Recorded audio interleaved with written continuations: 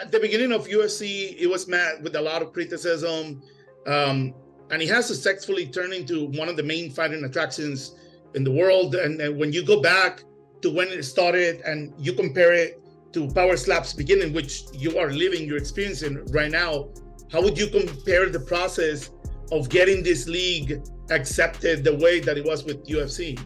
It reminds me, it's identical. It's exactly the way the UFC was treated in the beginning too. You know, people don't want to hear that. People don't want to think that, but it's absolutely true.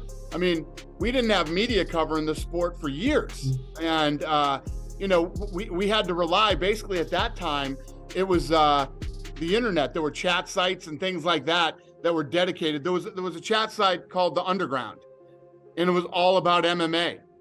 So we've put a lot of our focus into that. Now these days for Power Slap, it's social media. And you also tweeted about that. So what came through your mind when you found out this is happening here at home?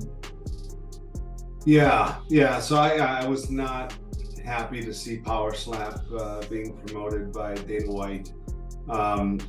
It's one of those things that until you sort of like, my day-to-day now is dealing with athletes and veterans who have had too many brain injuries or are fighting potentially CTE. And I've now, our brain bank that Boston University and Dr. Anna Key leads has now diagnosed CTE in nearly 1,000 athletes. You know, this disease you get from too many hard hits to the head.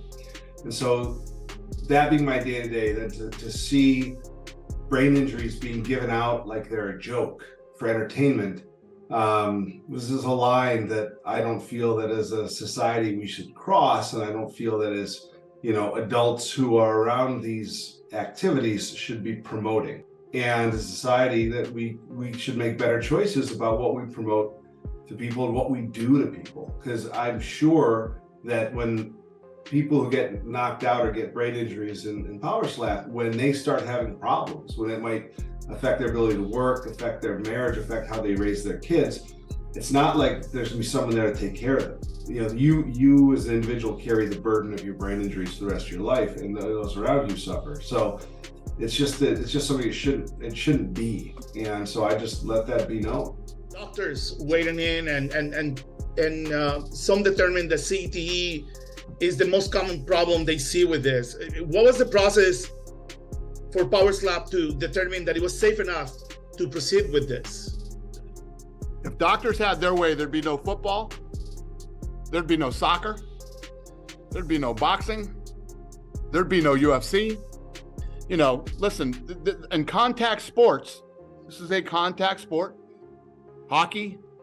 I mean, we could go on with all the contact sports that if doctors had their way, they'd say that CTE is a problem. So Power Slap, where there's no sparring, they only slap each other, you know, 3 times for a night, and that's it, it's over, is more of a risk and more dangerous and should be banned before boxing?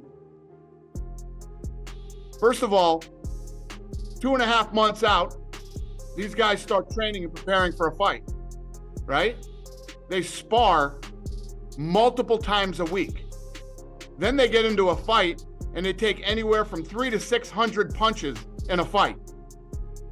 But slap is a problem? I mean, really, when you really think about it, and if you're educated about fighting, it's actually a ridiculous statement to make. For guys that are going to come in and these guys are going to compete maybe 4 times a year and they slap each other a maximum of 3 times, you're telling me this is a massive problem, but boxing is not. It's ridiculous. It's a silly. If you are a doctor and you're actually making that claim, you're ridiculous. And you're probably that guy that wants everything to go away, including soccer.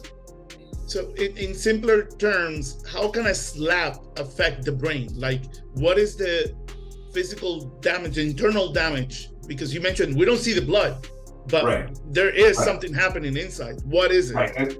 Yeah, exactly. And if there was blood, we probably wouldn't let this happen. So a brain injury is sort of happening in you can think of it in 2 ways. One is that there's an energy wave that goes through the skull into the brain and causes the brain to malfunction. And that's why you see these people get hit, and they don't even move yet, they're already unconscious. This energy wave has caused their cells to sort of, it's almost like a small seizure, right? So there's that, and then there's also the physical brain injury that comes when your head moves really fast. So your brain, is soft jelly and it doesn't want to stretch. And when you twist the brain real fast, you cause axons to pull apart, some of them to tear. And now you're talking about physical injury that down the road could lead to something like CTE. So there's sort of two ways it's happening, and it just looks benign because they just fall asleep, right? But it's actually it's a mess. And until I had them myself, I didn't realize how serious concussions were. I was looking to see if there was a study of a measurement of how fast and how strong these slaps were. Like, you know what I mean? Like how fast are these going, and what kind of impact are we getting, if that's even possible to measure? Is that such a thing available? No, I mean, you could put sensors on people and slap them to see how high the sensors are. I'm guessing that no medical school would allow that sort of research to be conducted on humans because it would be considered unethical. We do put sensors in the helmets of football players, and we see that they're hit, up to about 150 Gs of acceleration, which is pretty extraordinary. But if you think about those hits, like one out of every, if you got to hit 150 Gs, like most of the time it wouldn't cause you to get a concussion, and even fewer times it caused you to be knocked out. So the idea that many people are being knocked out in power slap, that there's people maybe every episode being knocked out, I'm not sure, I don't watch, but that means these people are taking hits that are just really extraordinary. Ask them about this and the kind of trauma that this might cause based on the type of impact. And there's situations where the strikers are missing the area where they're supposed to hit, so they can go maybe higher up a little bit. And I asked them about, like, okay, has there been any type of studies of the G-force or the power into, whenever the striker is hitting? And he said that it will be even unethical to even study that because of, putting in sensors and stuff like that. So my question really is, like, what studies has even Power Slap done to figure out the potential harm? I mean, you have to be also conscious. Unethical. It would be unethical for him to even test it. What about boxing? What is the force of boxing and taking 400 to 600 punches per fight? The guy's ridiculous, and he's looking for attention. That's my opinion on Dr. whatever his name is. Do you guys currently have any protocols in regards of concussions? To do the testing. Yes, we do. These guys do the same exact testing and protocol that the UFC fighters do when they don't take anywhere near the damage that UFC fighters do. UFC fighters take punches, elbows, and knees to the head. Would it be unethical for him to do testing on that?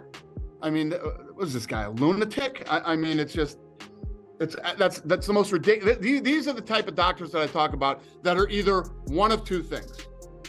One, they're the guys that want no contact sports whatsoever, and that includes soccer and hockey and all these other things, which I get it.